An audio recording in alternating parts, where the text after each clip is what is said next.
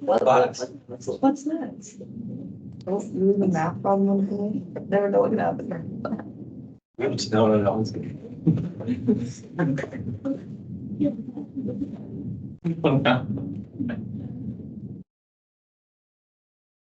Okay, we have one more last section to do, and that's going to be on page 17.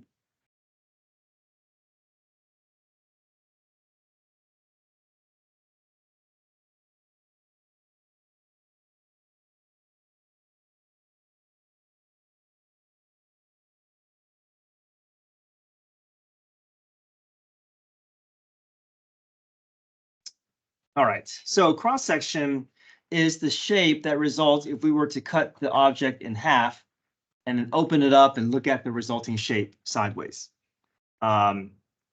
So with this method, our cross section is going to be what? What shape? If we were to slice this open and open it up, what shape? Circle, right? So, and that's why pi r squared is built into the volume formula, because circles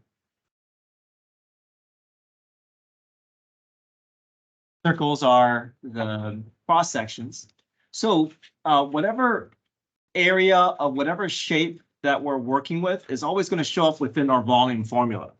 So this can actually be extended into something that that we're going to use, is that it's the integral of the cross section area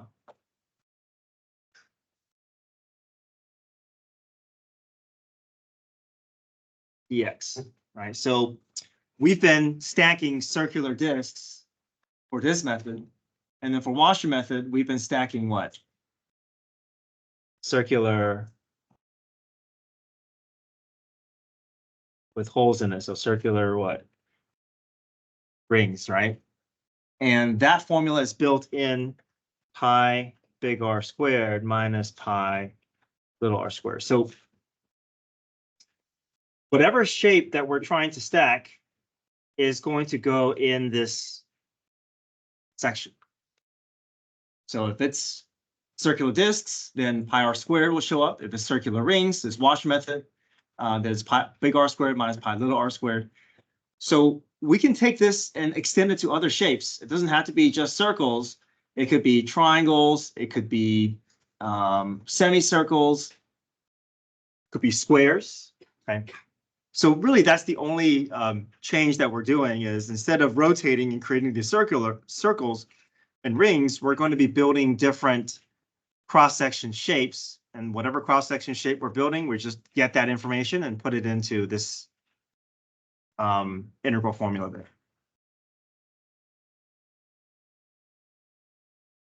All right, so the volume problems we've covered so far, disk and washer, have taken, involves taking the shaded region and rotating it about the center, resulting in a circular area. So either pi r squared or pi big R squared minus pi little r squared. So the rotation is what's causing the circles to show up. But if we want other shapes, we're not going to rotate anymore. We're just going to build it on top of a base. So we are still going to have a shaded region, but now it will act as the base of a three-dimensional object. We will now build a three-dimensional or cross-section area on top of this base. So we're no longer going to rotate. If we rotate, then it's going to always be circles. So now this is kind of maybe hard to see, but this is kind of like a first quadrant drawn in a three-dimensional kind of a way. But we're going to do, we're going to go back to a two-dimensional space. But the idea here is, what if we wanted to stack different squares on top of this base? So imagine if you had a square that had this length.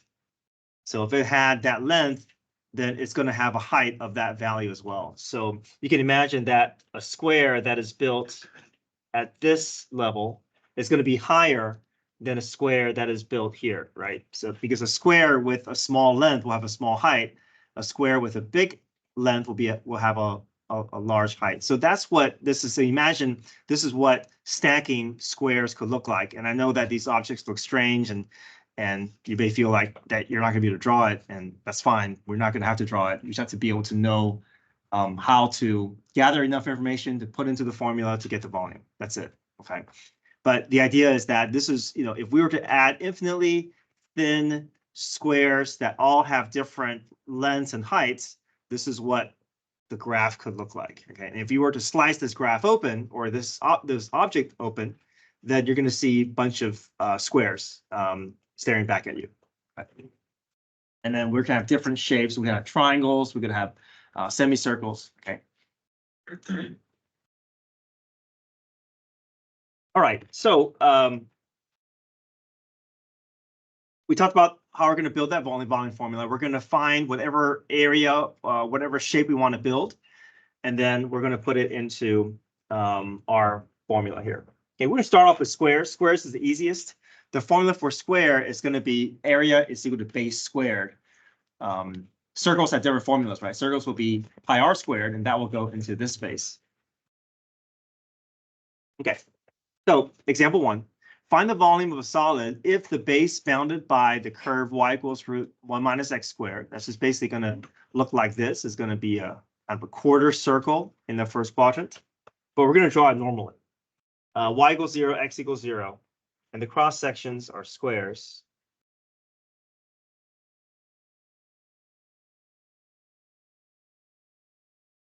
Parallel to the y-axis. Okay, so we have our shaded region here.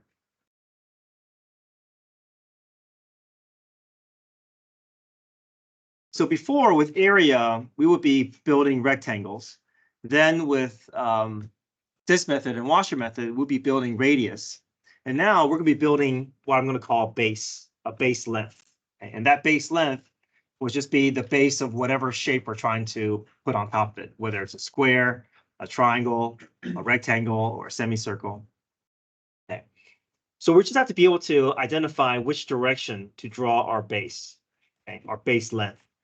And we're told what shapes to draw, and then we're also told which direction to draw it in. Okay, so parallel to the y-axis. Okay, pay attention to that. Which direction is y-axis going? Vertical. Parallel. Still vertical, right? So there's a lot of different variations that this could be asked. Could be asked you perpendicular to the x-axis, parallel to the y-axis, perpendicular to the x-axis. So just make sure that we don't just assume that if you see parallel, it's going to always be up and down. It's going to be parallel to whatever the axis is, or perpendicular to whatever the axis is. So pay attention to these two words and make sure that you're not misinterpreting something. Okay, so y-axis up and down. So parallel will also be up and down. So you're just going to connect from one end to the other. That's going to be your base length. Before, we would call it for area, we'll call it the height of a rectangle. If it was rotating, we'll call it the radius, but now we're building on top of a base, and we're going to call it the base length. Okay, we're going to build our base length the same way that we did with radius. We're just going to do top minus bottom if it's vertical, right minus left if it's horizontal. But we know something nice about vertical is that top minus bottom, we can use the equations given to us. There's no need to adjust. What's the top of my base length touching? Okay, root 1 minus x squared. Minus, what's the bottom of the base length touching? 0. Okay, so this is going to be one dimension of the square that we're building. Okay, so now let's build the area. So the area of a square is just base squared. Okay, so we have to insert the base that we find to the area, that formula that we're using.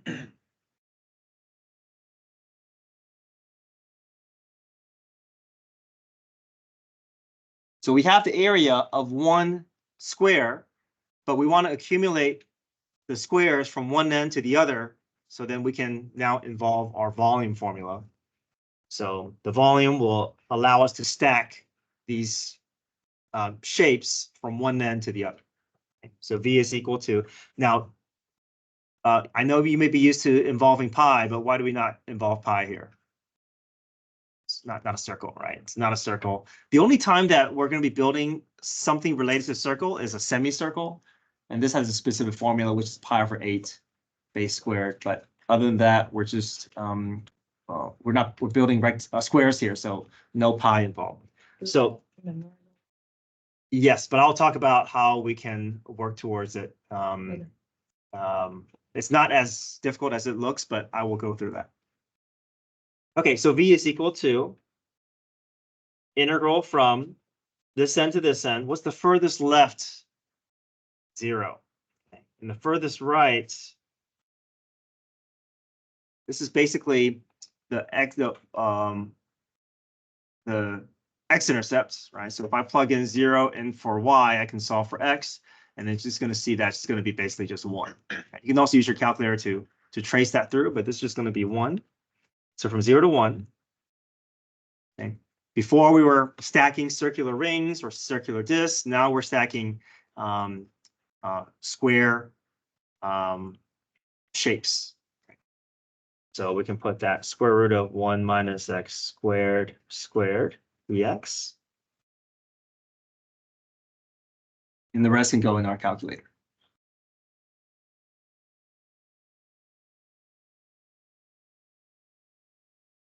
You might be tempted to include pi because we've done so much of the time. Whenever we put down our volume, we always put pi, but just keep in mind that these are no longer circles. So, but we still have cubic units. It's still a volume. So basically, what we found was we found the volume of this shape here, of this object here.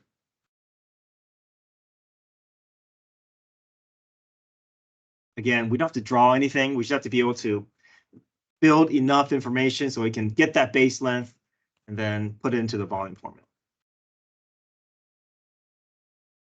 Okay, so math 9, you can have this stored under Y1 if you like, or you can just enter all this under the main screen. It's probably easier to do that. Any questions?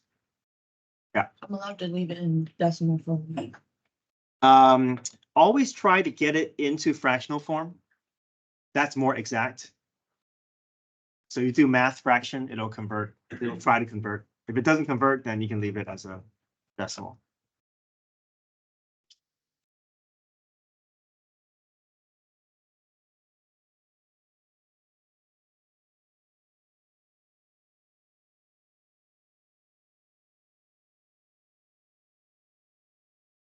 Okay, example 2. Next page.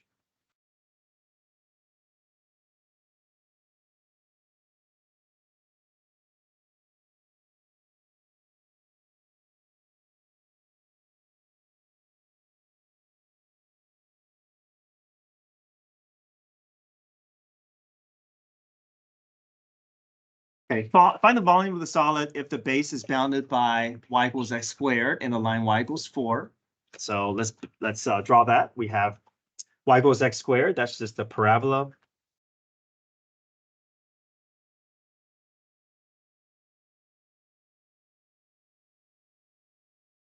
And y equals 4.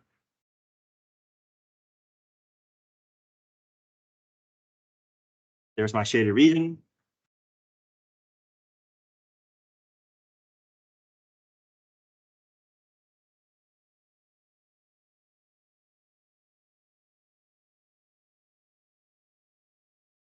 Okay, now we're going to be building isosceles right triangles whose hypotenuse lie on the base. So we can pull that formula when we need it above.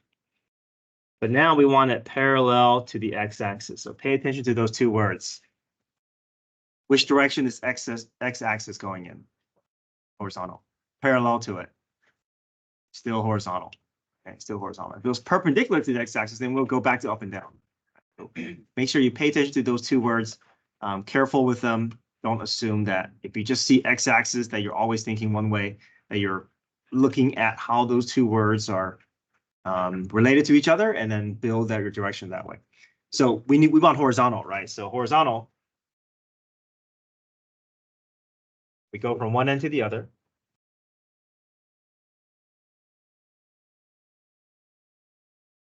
But if we see horizontal anything, we have to be careful. And we know we have to do what?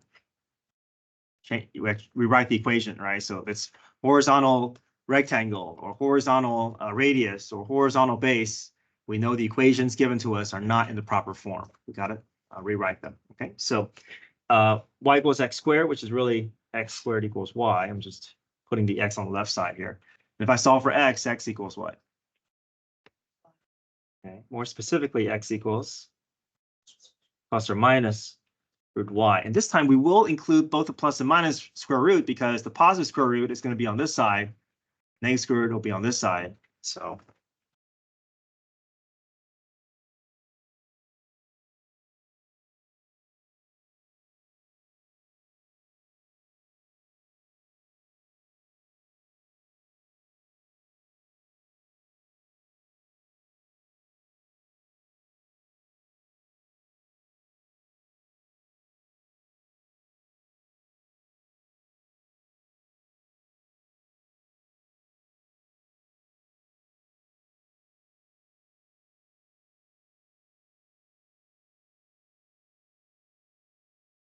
okay, right minus left. What's the right endpoint of my base length touching?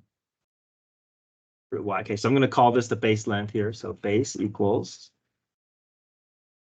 Okay, so right minus left, root y minus negative root y.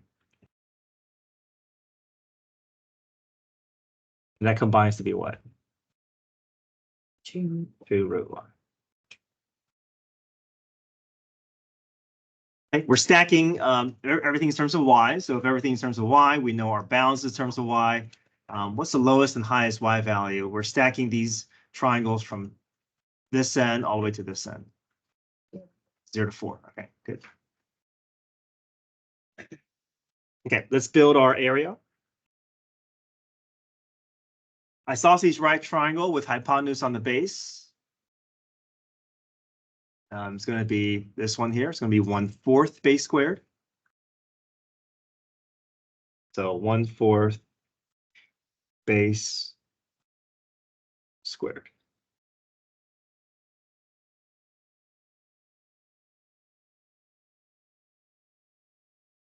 I think this is easy enough. I mean, we can leave it in this form, but I think easy enough for us to clean this up here. This is a 1/4 times 4 times y. So it's just really just equal to y.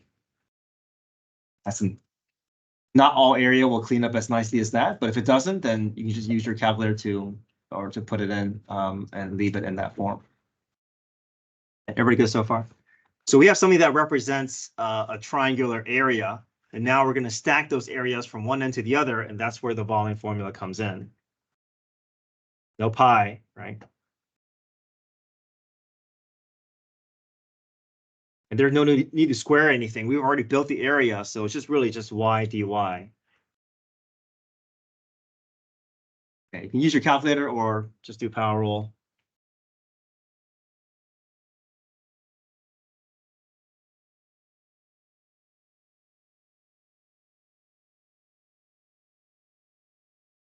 I know you'd maybe finding the urge to include pi. We've done it so much that if we're not rotating, if it's not a disk method or washer method, there's no circles involved. So just 8.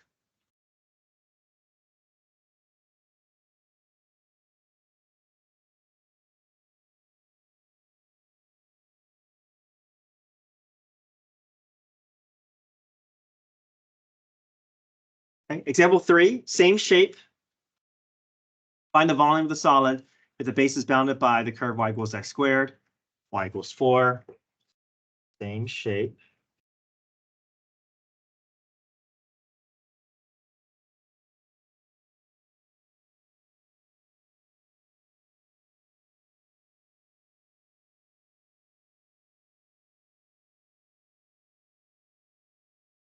Okay, so now we want semicircles.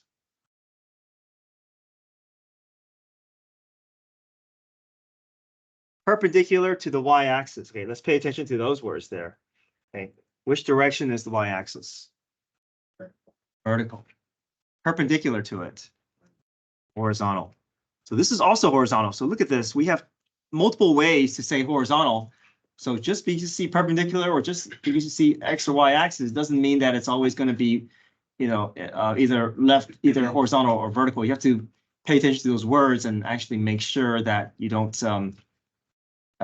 they don't just look at one piece and assume that it's always going to be that particular direction. This is also horizontal.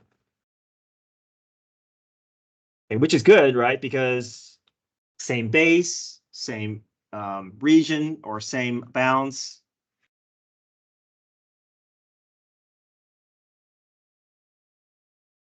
We just have a different area to put in towards place. Area is pi over 8 base squared.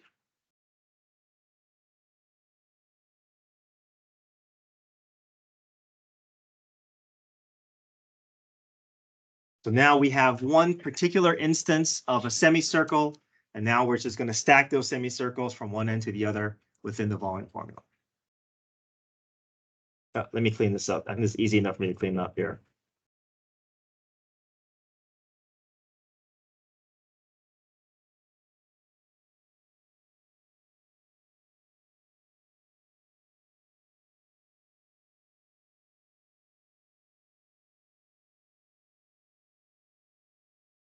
For this one, we do have a pi because semicircle is circle related. There's no rotation though, so that's why it's only a semicircle.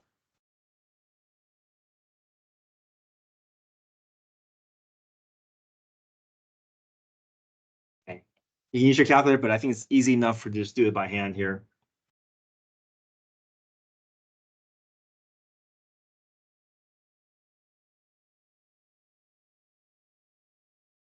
I'm going to include that pi over 2 as part of my answer here.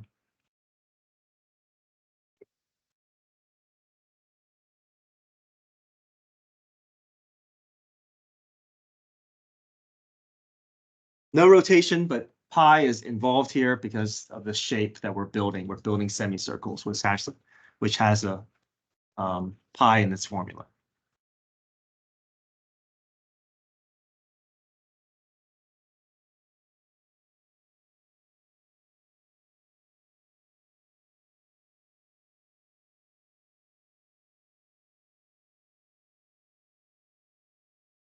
It's pi over 2, so it's pi by itself. Yeah, pi over 2. So I'm made sure to multiply the pi over 2 to the resulting power rule that I got. Pi over 2 be the semicircle. Yeah, because the area of a semicircle is pi. Well, it's because of the leftover from that pi over 8. That's why.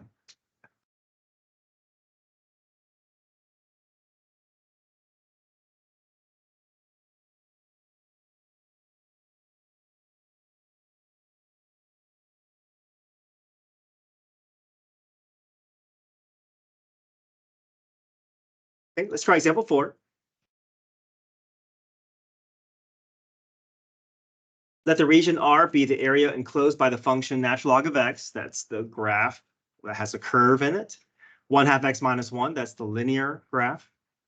If the region R is the base of a solid such that each cross-section perpendicular to the x-axis is an isosceles right triangle with a leg in region R, find the volume of the solid.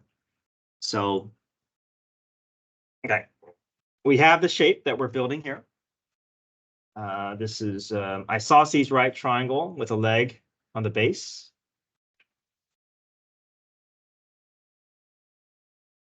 But let's make sure we know which direction we're dealing with here. Perpendicular to the x-axis. And which direction is the x-axis? Horizontal. Perpendicular to it. Vertical. So you're going to be doing vertical length as you're building your triangles that way.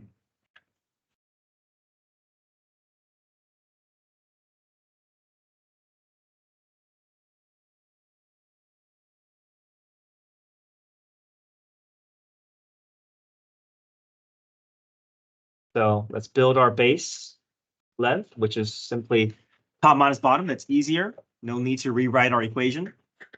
What's the top of my base length sitting on?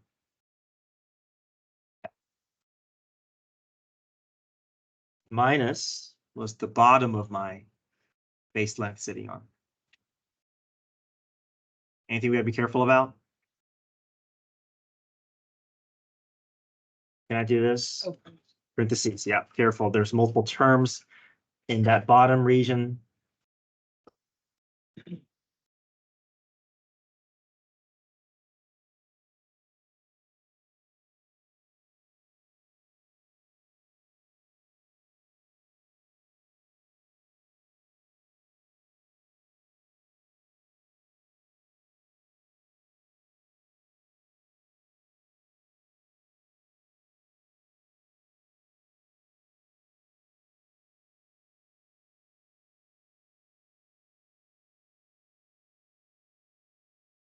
All right, I'm gonna clean that up a little bit, just so I don't have to deal with parentheses, so I can distribute that through.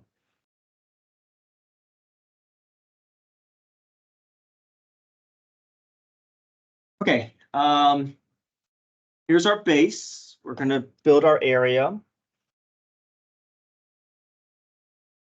So one isosceles right triangle with leg on the base. That's gonna be 1/2 base squared.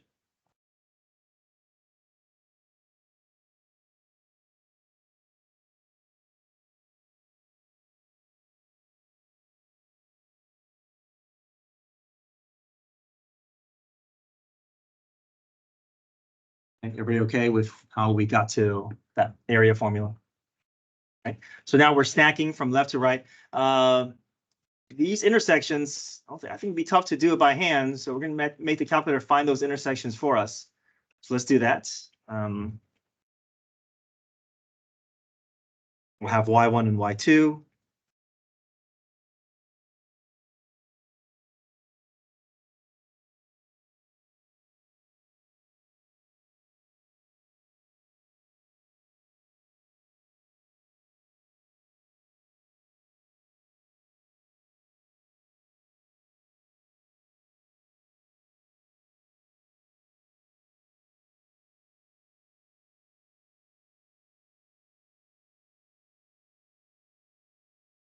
Okay. If I do zoom 6, it centers my graph. Okay, maybe I'll just do a zoom box just so I can see more clearly, just for visual purposes here. So I'll do zoom 1, zoom box. Move to where I think my upper corner of my box is going to be. Hit enter.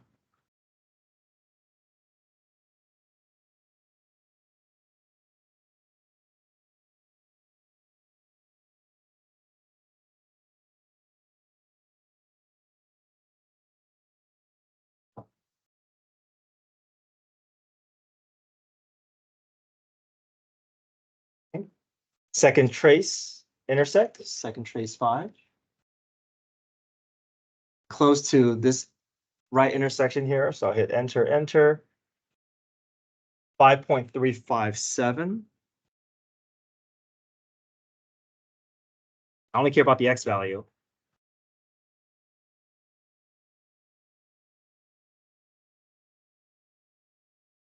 Second trace intersect, pick point closer to the other intersection. Enter, enter. 0.464.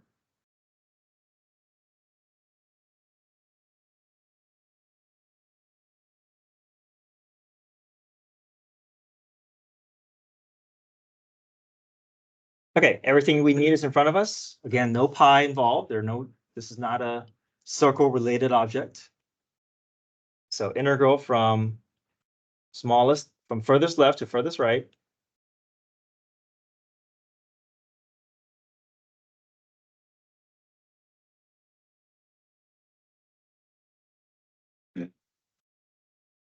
We already have the area, so just put everything you see here. No need to make any other changes.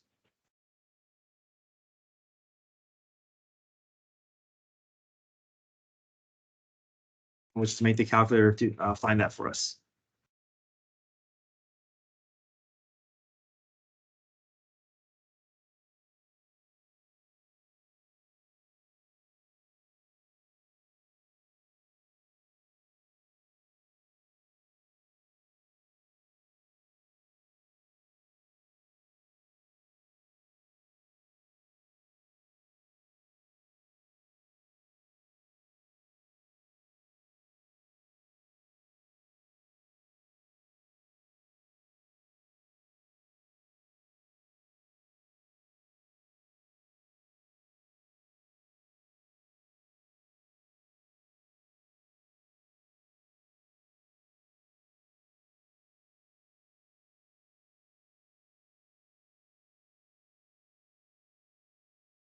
Oops.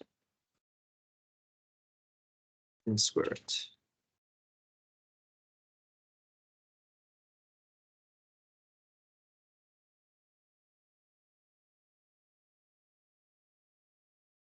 I had Y3 hold what's inside the parentheses, so I put the 1/2 out, but you can do it a number of different ways. Just have to give that information somehow to the calculator. Volume is just 0.613 cubic units.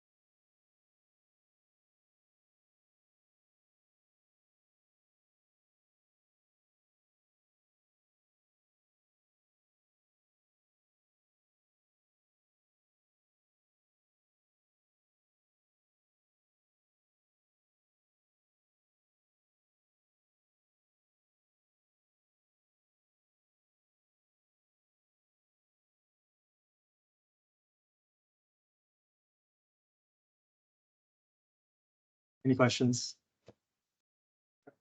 I want to talk about formulas for a bit because we do need to memorize these formulas. It looks like a lot, but look at the square, the triangle, the equilateral triangle, the semicircle. Do you see any similarities between these formulas? They all have base squares, except for the rectangle. Rectangle is base times height, but I think we know that formula already. And if it's in a problem, the height is usually given to you, and then you build the base and you multiply that by the height. But the nice thing is everything is base squared. We just have to worry about what's in front, right? Square is easy. There's nothing in front, just base squared.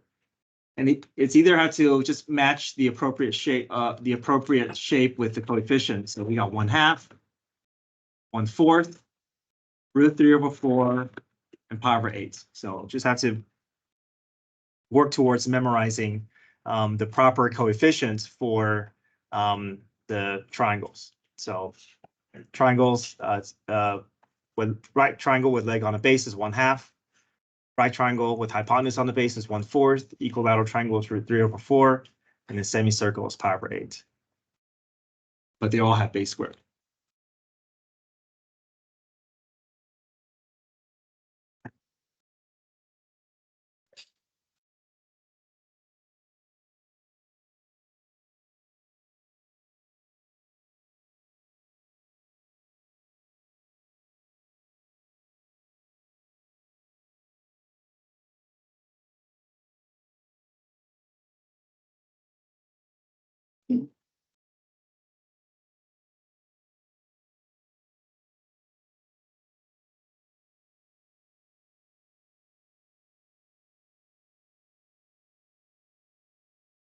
So that one, the last.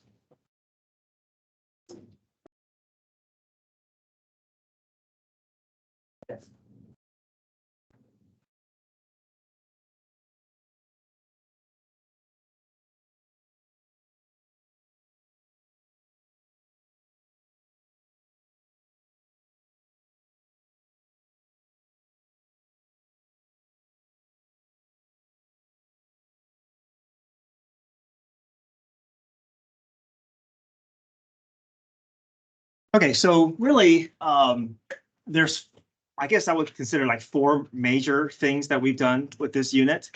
We've done area, we've done, and then the volume is 3 different topics. We got this method, washer method, and then now cross section. I think we've done so much with volume that we may forget that with area, there's no squared involved. It's just top minus bottom, and then we just put into the formula. So I think sometimes we get so accustomed to the way volume works that we assume that everything inside will be squared to some extent, but we don't do that with area. For area, it's just top minus bottom. If you look at the formula sheets, on page 20, right? It's just top minus bottom or right minus left dx, and that's it. And I think sometimes we get so caught up with volume that we think that something's missing and we want to square something, but we're just accumulating these heights from one end to the other. All right, so let's look at.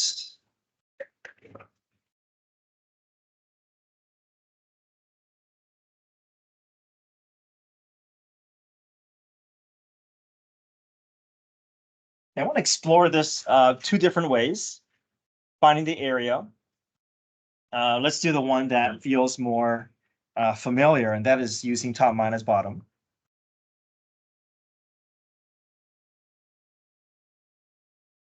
But if we want to find the area of this, well, let's see, we have y equals square root of x minus 2. That's this curve here. You got the y equals 5 minus x. That's the linear graph here, and the x-axis. So here's our shaded region.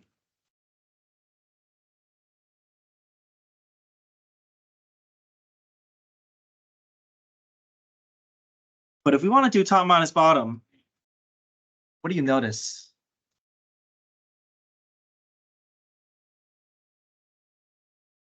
Let's say I want to draw a representative rectangle here.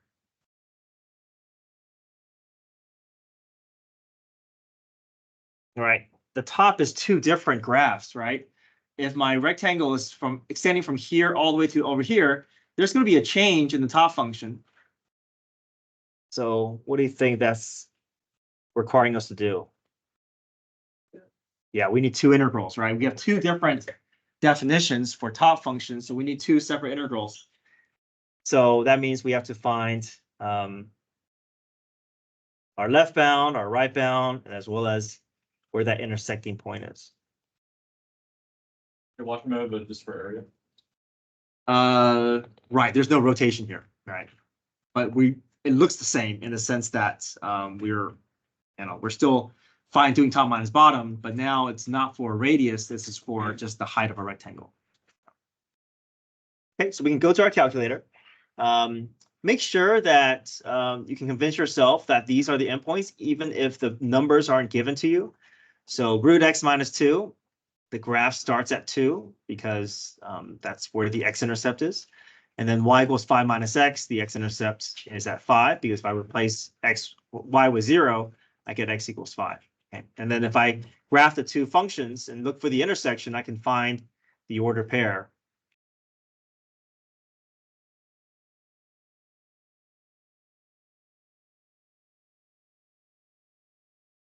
Okay, so we're going to save space over here to do it a different method. Okay, so do all your work on one side, and we're going to try it from a left minus right or right minus left perspective as well.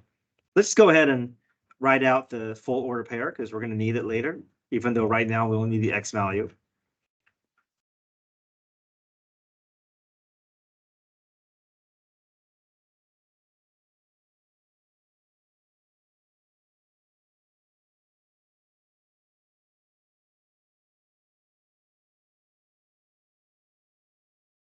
Okay, second trace intersect.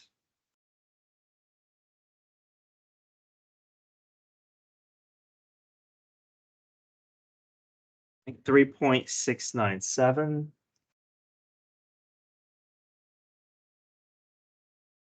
1.303.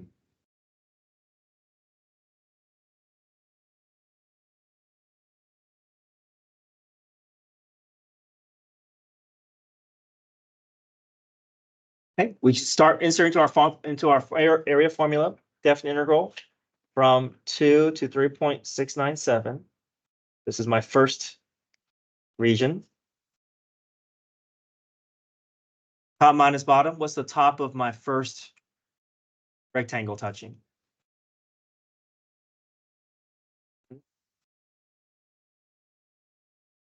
Minus.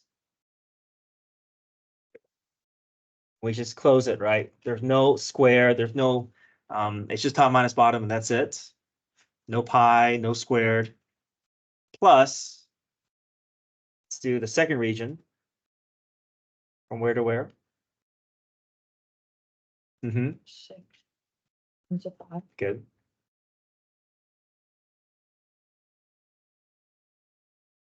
Okay, top minus bottom, the top of my rectangle is now sitting where?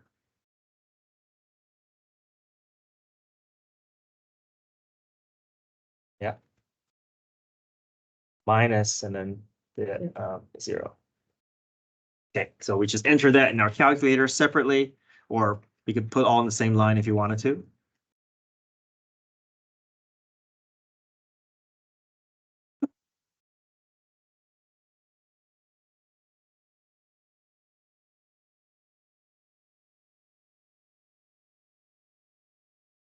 Okay, let me draw the region again. We're gonna attempt this problem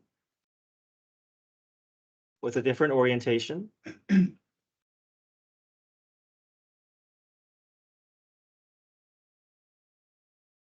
Now we're going to try to use horizontal rectangles. Now anytime we have horizontal, we got to do what?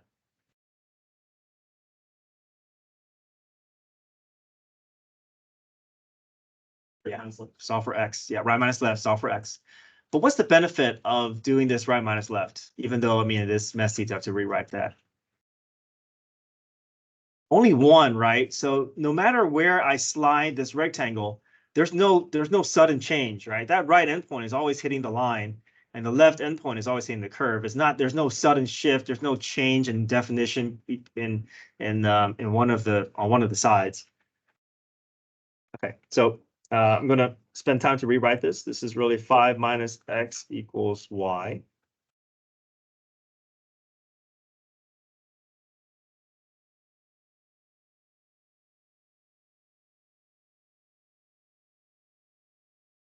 And this curve is root x minus 2 equals y. I want to solve for x, so what can I do to get there? Square first, okay, square both sides. And then x add 2, yeah.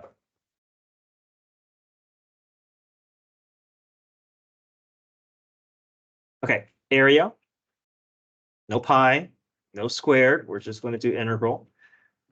Now we're stacking these rectangles from the bottom to the top here. What's the lowest y value? 0. What's the highest y value? Good, 1.303. We found that before with our order pair. Okay, right minus left. What's the right endpoint of my rectangle touching? 5 minus y. Yeah, make sure we do the adjusted equation here. Minus, what's the left endpoint? Okay, we gotta be careful and put a what here? Parentheses, yeah.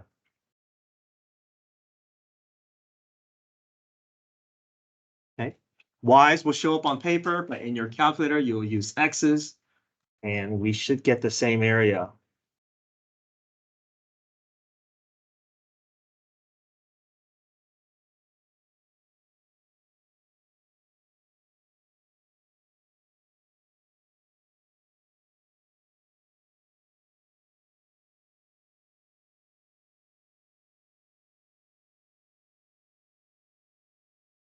Unit squared, right? Unit squared, yep, because we're dealing with area here. Okay, you guys have some homework with cross sections, so check your calendar and your homework pages. And then tomorrow we'll begin our full day of test review, or sorry, quiz review. All right, complete your phones.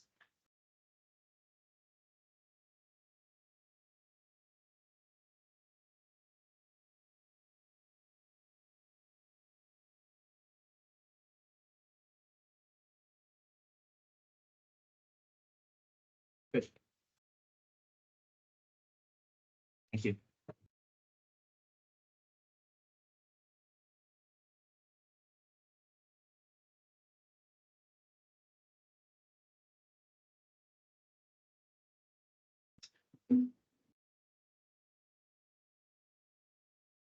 Fifteen, 16.